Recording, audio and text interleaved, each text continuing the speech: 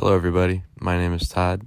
I'm a student in high school. I'm going on my senior year. And welcome to Healthy History. Today, in this video, I will be telling you about the assassination of William McKinley, America's 25th president, as you've never heard it before. So, without further ado, let's get into it. Hope you guys enjoy. Thanks for watching. William McKinley was in his first year after winning re-election in the presidential election rematch of 1900 versus populist Democratic candidate William Jennings Bryan when the World's Fair, the Pan American Exposition, started in Buffalo, New York. The exposition was meant to showcase American art, culture of North and South America, the United States military and industrial might, and the vast natural resources of the United States of America. The exposition was kicked off by Theodore Roosevelt, McKinley's new, young, Rough Rider, Spanish-American war hero vice president, on March 20th, called Dedication Day by the fair's organizers.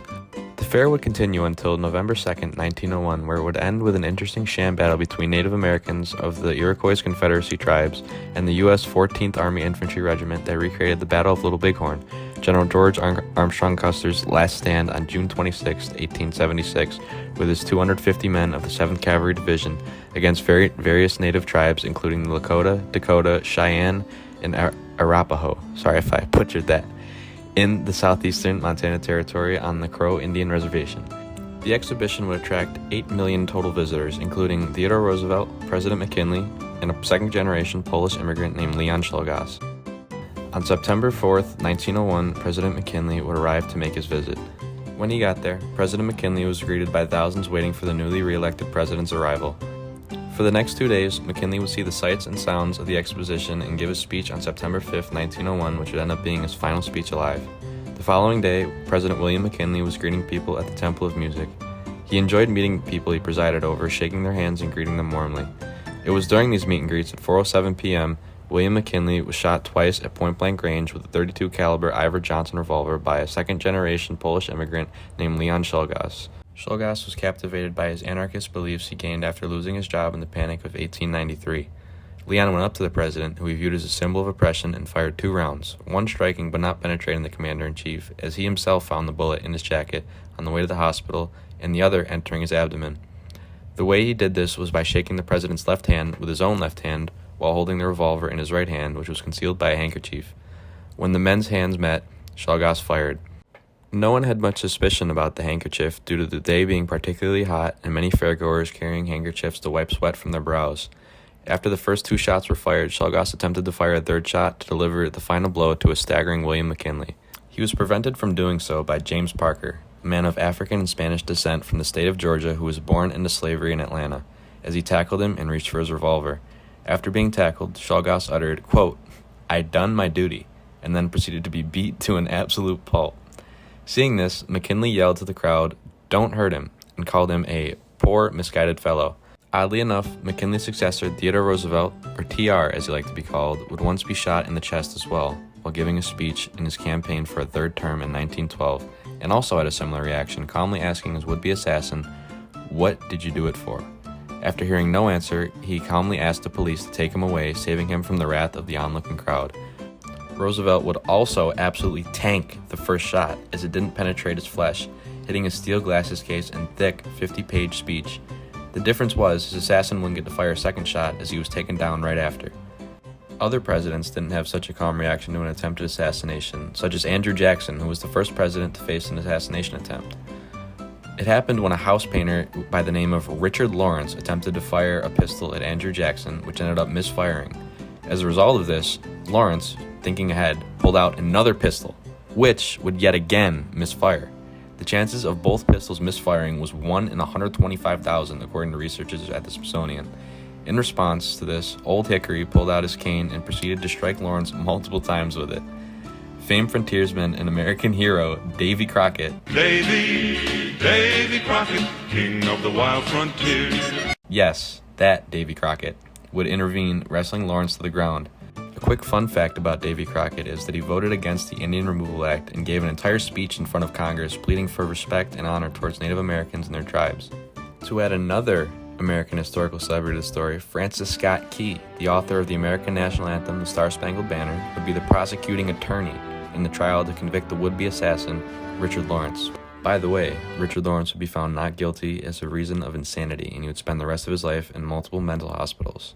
Anyway, Not to get too sidetracked, William McKinley would be transported to a hospital and arrive there at 4:25 p.m. The city of Buffalo's best surgeon, Roswell Park, who today has a hospital named after him in Buffalo, New York, was in Niagara Falls performing a neck surgery at the time. As a result of this, McKinley's wounds were horribly mistreated. There was also the newly invented X-ray machine at the Pan American Exposition. However, it was not used and the bullet in McKinley was subsequently never found. However, it was not yet obvious to people that he would die, as on September 7th, McKinley was relaxed and speaking to others from his hospital bed, and people seemed to think he was going to recover. Among these people was Vice President Theodore Roosevelt, or TR, who hurried from Vermont to Buffalo upon hearing McKinley being shot. He would stay in Buffalo with McKinley until September 9th, where he left for a pre-planned vacation in the Adirondacks upon seeing McKinley's seemingly visible stable condition. In the following days, McKinley would take a turn for the worst, and his wound would become gangrenous. Upon this development, a telegram was sent out to Vice President TR, telling him to return to Buffalo from his Adirondack trip due to the worsening condition of the president. Theodore Roosevelt was climbing Mount Marcy at the time, and 12 miles away from the nearest telephone or telegraph. So a park ranger climbed up the mountain and found a Rough Rider on his way up the mountain to deliver him the news himself. Upon hearing this, TR would immediately gather his family, pack his bags, and head back to Buffalo on a special train just for him. He would arrive shortly before dawn on September 14, 1901, but not before McKinley passed away at 2:15 a.m., just hours before. Roosevelt would consult an old friend, Ansley Wilcox, whose suit he would borrow and whose mansion he would stay at and take the oath of office at 3 p.m. on September 14, 1901, becoming the 26th President of the United States and one of our best presidents, and my favorite. Roosevelt knew Mr. Wilcox from his work as a New York assemblyman in the early 1880s before the death of his wife and mother, which happened on the same day, that sent the old lion on a journey west to find himself. He had kept in contact with Mr. Wilcox since. The Wilcox Mansion where Theodore Roosevelt took his inaugural oath is now owned by the federal government and maintained by the National Park Service, which Theodore Roosevelt laid the groundwork for. It also happens to be the place where I intern at and where I give tours. It's a very nice place and is run by a very nice man, Mr. Mark Lozo, who has given years of his life to tell the story of Theodore Roosevelt and his inauguration. Getting back to the story, TR would stay at the Wilcox Mansion for a couple of days following the assassination, talking with the McKinley cabinet and writing to Booker T. Washington, inviting him to the White House for dinner. Booker T. would accept the invitation and become the first African American to eat in the White House. Another story that I find pretty funny that kind of relates to this is when Eazy-E, a gangster rapper in the 90s and late 80s, was invited to dine at the White House as a result of his admiration of President George Herbert Walker Bush's handling of the victory of the Gulf War. He accepted the invitation, something fellow rapper Ice Cube would use against him in the diss track No Vaseline, in which he'd say, quote, "I never had dinner with the president." Now, I won't say any more lyrics from that song considering the language used, but feel free to give it a listen. I've known all the words since I was 13. Anyway, keeping on point, Theodore Roosevelt will go on to become one of America's greatest and most influential presidents, igniting the progressive movement, which besides the civil rights movement and abolitionist movement has been one of the movements with the most positive effects, such as the regulation of big businesses and monopolies, the moving away from laissez-faire economics, the regulation of manufacturing industries to do with food and drugs, and others, the preservation of 230 million acres of land, and the eventual granting of a woman's right to vote, which TR supported in his 1912 presidential bid, along with much more. I could keep going on with the accomplishments of TR, however, that would be a video on its own. So to wrap this up, let me know if you guys learned anything new from this video in the comments below. Please make sure to like and subscribe and turn the notifications on, and provide me with any tips I could use moving forward. This is Todd from Healthy History. Thank you all for watching. God bless.